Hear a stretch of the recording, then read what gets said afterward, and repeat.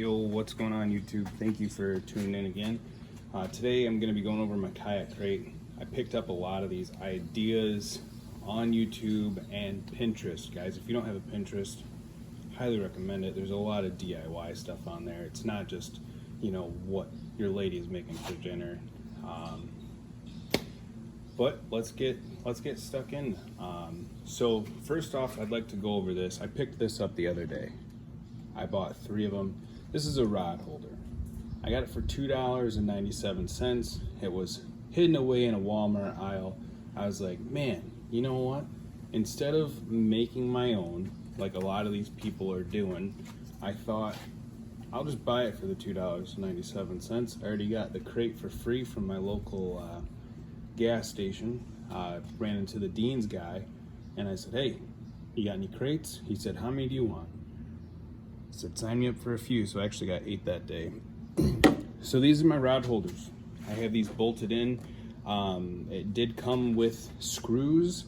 I didn't like the screws. I had some bolts laying around from Menards. So these are bolted in.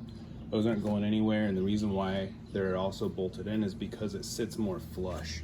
You'll notice that my clothesline retriever is also in there pretty flush and also bolted in. So that way when you're sticking your hand in there, you're not getting stabbed by the screws or anything like that. All right, so we've got this here. This is my anchor. I've got it attached in there with some 4-inch PVC pipe. It's pretty nice. Usually have this all set up through here like this, and it locks down. You guys know how an anchor works. So that's in there. That goes in there like that. I like this because this moves back and forth. I can get it up out of the way if I need to and up over my rods. And this is a clothesline hanger retriever. I took all the cord out of there and put my own cord in there, and I also picked this up at Menards. Kind of stops the string if I need it to be stopped. See? Just like that. So that's my kayak crate setup. It's fairly simple. I don't keep much in there. I've got some plastics, which I picked this pencil bag up at Walmart for 99 cents. You know, and I've got your Guggen worms, your Mambos, some of your craws, and I'm not fishing if I don't have these Gear Yamato baits, guys. Black and blue is the only way to go. It's one of my favorite colors, and sometimes I think this is a pumpkin color. That's what I like to use, usually in more dirtier water. But the black and blues, I mean, there's no point in using anything else in my book. So as we run through my tackle, because we'll run through that real quick, you're gonna notice it's primarily set up for bass fishing. So here I got these from Walmart too, these trays. These same trays with a different logo at Dick's are $6. Sorry, but I'm not paying $6 for that. This right here is $2 Walmart all day. So that's what we got in here. Got some frogs, got my worms, got some swim baits, and my jigs. This is my go-to box. This is probably the only box I use in here, you know, unless we're in the midst of summer and I'm desperate. These guys are on Amazon. I got 2 of them in case I lose one. I'll show you how this works quick. If you guys are using a wacky worm and you like to wacky worm, or if you got kids and they're always losing stuff, you simply take this right here, put it in. It's got these washers on the end here, and you feed it through like that. And then instead of hooking the worm, which is gonna wear through all your throwing, you hook right through the washer there.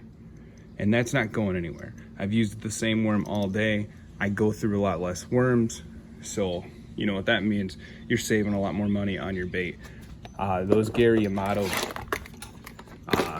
Senkos are not cheap. They are usually running about $6 to $7 a pack on depending on where you get them from. Sorry, that's a school bus. Sorry that we're also doing this in my garage today, and it's just bad weather. It's been bad weather all week.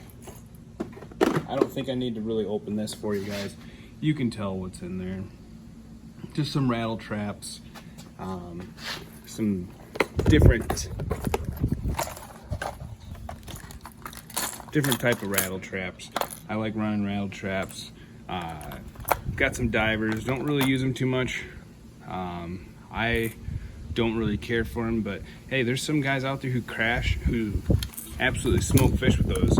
I saw this buzz plug and I had to have it. I was like, I need that thing. It's big, it's cool, it looks like a frog, and it stays afloat. I have yet to catch a fish on it. It's kind of my goal right now to catch a fish on it. Who knows? Who knows? Actually, you know, I was actually running this guy yesterday. This flat bill, it runs about 5 feet deep. Caught like 5 northern. Sorry, but it's not what I'm fishing for. I'm fishing for the big mouth bass or the largemouth bass. I'm looking to rip some lips off. Right here, this is where I kind of keep my cheaper plastics, ones that I'm not using too much. You see I got the Berkeley Power Baits in there. These are more backups, so in case I'm running out of the other craws from the Guggen Squad or these creams, which I picked up for $1 at Walmart. I got some hooks in here too, and I've got some yum bait worms. So just in case your friends want to fish and you don't really want to give them your stuff, then don't give them your stuff. Give them the cheap stuff. I got some hooks in there, some rugby jigs, just some extra Gary Yamato hooks for my swim jigs. I did have more hooks in here. It's usually where I keep my hooks for my swim jigs, stuff like that. And I'm sure you guys can see that in there. I got spinnerbait, and some top water. You guys don't go cheap on this stuff. I mean, you can, but don't. Like that's just a really nice top water spinner, and that thing clacks the water. You know, you can get the cheap stuff if you want to from Walmart. This one has a double trailer. Both of them have double hooks actually, but these are much louder in the water, and the bass absolutely love them. So I wasn't sure when I bought those tackle boxes yesterday if they were gonna fit in there. 3 of them. Turns out you can fit 3 in there. And this little pencil holder. So that's basically it, guys. I don't pack heavy. I pack for one type of fish. That's it. I've got some summer stuff in there, and I've got some early spring, fall stuff in there. You guys, I'm telling you, that's the way it's supposed to be set up. Small and simple. Don't need to overpack anything in this. And if you are able to find these for the $2.97, guys, pick them up. Pick up a few of them. They're not that expensive. It's not like the quality of a PVC pipe. You can definitely tell it's cheaper, but it works. Okay, these things work. I was gonna do 3, but my kayak already has 2, and there's no business for me to be having 4 pulls on my kayak. That's 4 times the possibility of me dropping something on my kayak. I know that this video is kind of short, kind of put together. I apologize. I told everybody I'd be getting content out there, and I haven't the last 2 Fridays, just with garage sales and the schools coming to an end for my kids. So be on the lookout. Probably gonna go pick up a GoPro today, so that way I can show you guys some on the water action. And then come hunting see, then I can show you guys some of that stuff as well. Thank you for watching. Oh, please be sure to click that like and subscribe button.